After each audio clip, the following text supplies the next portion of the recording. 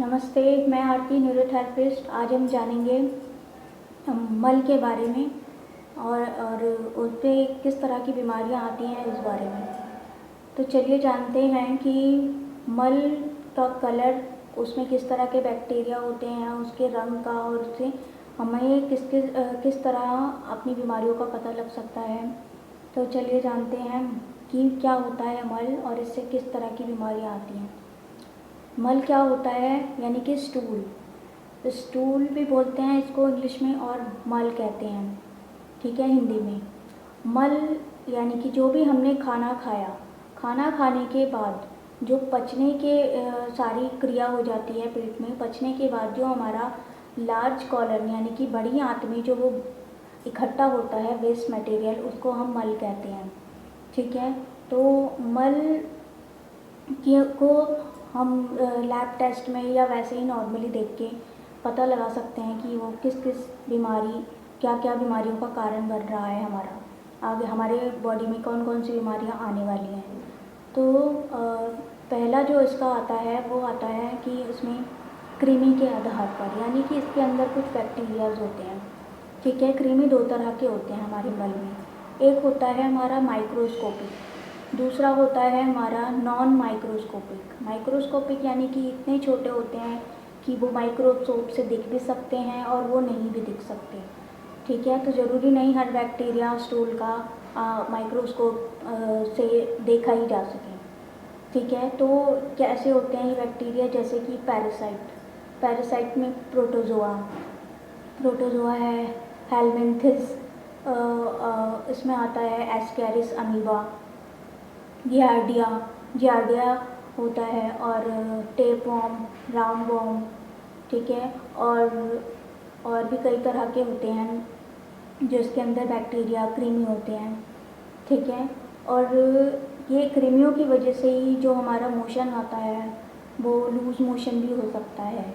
Loose motion जैसे हमने कुछ कभी गलत चीज़ भी खा ली तो उसकी वजह से भी हमें लूज़ मोशन हो सकता है।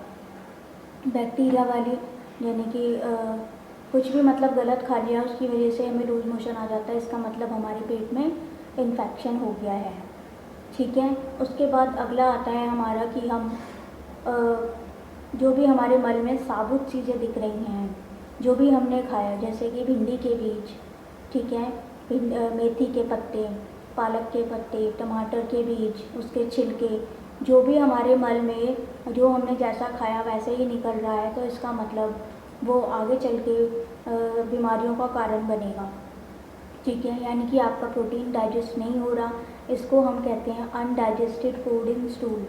अनडाइजेस्टेड फूड इन स्टूल, जो खाना हमारा पचा ही नहीं, ठीक है। ये हमारे प्रोटीन्स होते हैं जो हमारे मल में, हमारे स्टूल में निकल रहे हैं।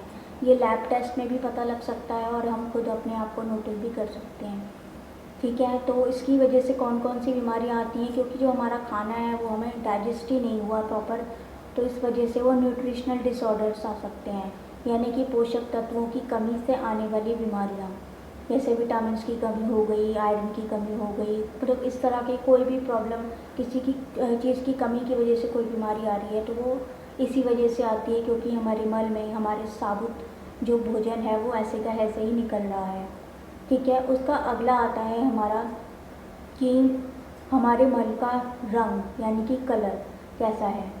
कलर हमारा होता है, हमारे मल का जो रंग होता है वो नॉर्मल व्यक्ति का होता है येलो, ठीक है। अगर येलो है तो कोई बात नहीं, लेकिन और अगर जो लोग दूध ज़्यादा पीते हैं, मिल्क प्रोडक्ट्स यानी मिल्क लेते हैं, और जो बच्चे दूध अभी पी रहे हैं उसमें डार्क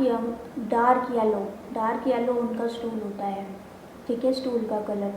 और जो हमारे पीलिया के मरीज़ होते हैं, पीलिया के मरीज़ों का जो होता है सफ़ेद रंग का मल होता है। ये डिफरेंस क्यों कि नॉर्मल व्यक्ति का पीला और उसका सफ़ेद, क्योंकि ये जो हमारा बाइल होता है, बाइल की वजह से हमारा स्टूल में पीला रंग यानी कि येलो कलर आ रहा है, ठीक है। और उसकी यानी कि उसके बाइल की कमी है, इस वजह से उसका पीलिया के मरीज़ का वाइट स्टूल आता है, ठीक है।